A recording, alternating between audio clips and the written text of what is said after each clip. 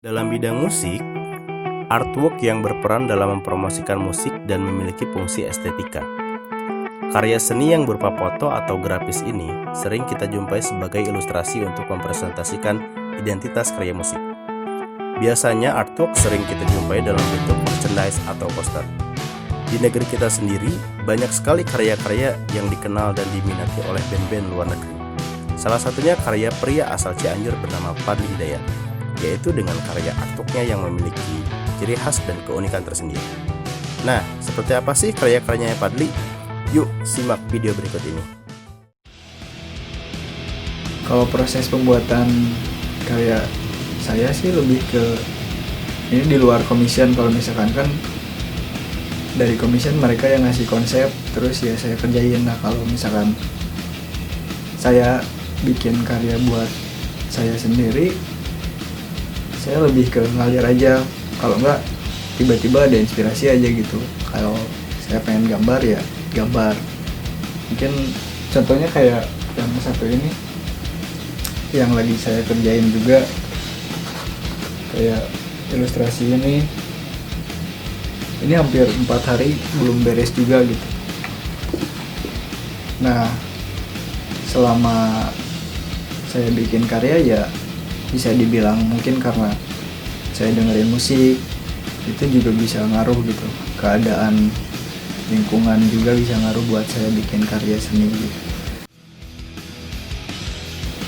Kalau artwork yang siap cetak bisa dibilang dari, kita ngomongin dari gambar dulu.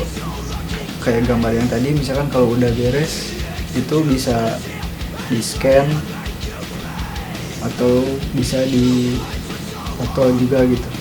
Terus nanti habis di scan masuk tahap editing. Kalau udah editing kita ngebersihin yang kayak ada kotoran-kotoran, kan kalau habis ngegambar suka ada kotor-kotor dari tangan kita atau enggak dari bekas penghapus gitu. Kita ngebersihin itu, terus kita ngatur cahayanya, kita ngatur apalagi ya, banyak sih tahap editing yang harus dilakuin sampai nanti pada akhirnya bisa siap cetak gitu.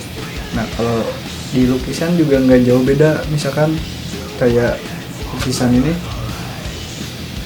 tuh nanti kan kalau misalkan nyari scanan segede gini mungkin ada tapi jarang gitu ya. Nah kalau di lukisan lebih banyak di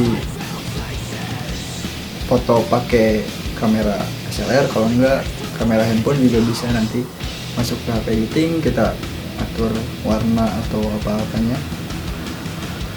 terus bisa siap cetak kayak gitu. Sebenarnya saya bikin artwork buat band metal gitu, kebanyakan sih band metal. Nah paling ada Repress nama bandnya tuh, dia sempat band hardcore gitu, dia bikin buat cover EP. Ada juga Inoculation, dia bikin t-shirt design.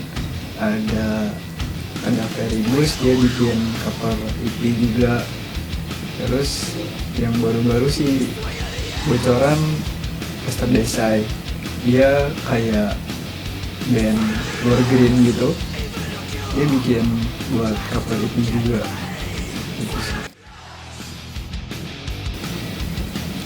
Artwork yang paling berkesan buat saya tuh ada lukisan ukuran 80 kali 60. Si lukisan itu tuh buat dibeli sama band Greencore gitu, Greencore. Nah si band itu saya udah posting si lukisan itu, terus si band itu langsung tertarik gitu pengen beli. Ya udahlah dia jadiin si lukisan itu buat cover EP-nya. Nah si lukisan itu buat saya kayak ngegambarin kalau kita tuh di dunia cuma sebentar. Terus kalau misalkan kita mikirnya di dunia tuh ya kita menderita gitu. Saya mengilustrasikan kayak gambaran itu ke lukisan berbentuk ada meja, terus di atas meja itu ada kepala sama tangan gitu yang terpotong gitu, kayak gitu sih. Kalau ngomongin konsep, biasanya si band yang ngasih konsep ke saya, terus saya bikin gambar dengan konsep yang mereka bikin, terus pakai teknik yang udah saya bikin selama ini gitu. Kalau influence ya bisa dibilang influence. Kalau influence saya sih lebih ke ada, kalau di painting mungkin Lewandowski, dia yang bikin cover albumnya Bellwitch, Lewandowski. Terus ada Ian Miller bagi saya lebih ke drawing kayak tadi saya tunjukin kayak gitu. Terus dia juga ngerilis buat cover buku lah atau cover album, bahkan di film juga. Nah terus ada satu lagi Harry Cropper paling. Nah itu karena bisa dibilang pas awal-awal sih emang pas SD ya, SD, SMP, SMA suka gambar-gambar iseng gitu. Terus pas mulai masuk sekolah, masuk kuliah, nyoba buat diseriusin gitu, kayak misalnya edit di Photoshop atau aplikasi yang lain. Nah dari situ iseng-iseng bikin player buat acara-acara gigs kecil-kecilan gitu buat anak-anak. Nah dari situ mulai nyoba buat diseriusin, dari ke gambar manual sampai yang digitalnya. Terus bisa dibilang karena sering dengerin musik yang artworknya keren-keren sih.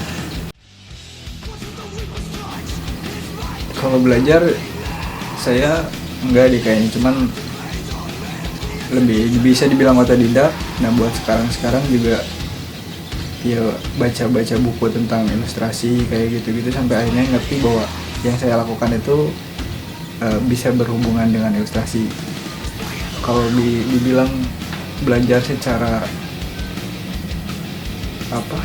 formal gitu enggak deh, saya emang karena beda jurusan ya, jurusan saya kuliah juga enggak ngambil seni rupa atau yang kayak gitu.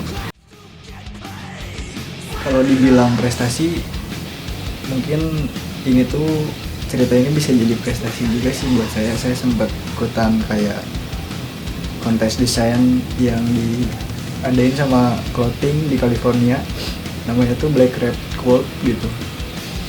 Nah saya nyoba iseng-iseng masukin gambar saya, sekaligus nguji kalau ilustrasi saya tuh bisa keterima nggak sih di luar gitu. Niatnya itu aja sih sebenarnya. Nah habis itu tuh kayak saya nggak nyangka saya masuk 10 besar. Terus habis 10 besar, selang waktu beberapa hari saya juga nggak nyangka gitu sampai masuk 3 besar.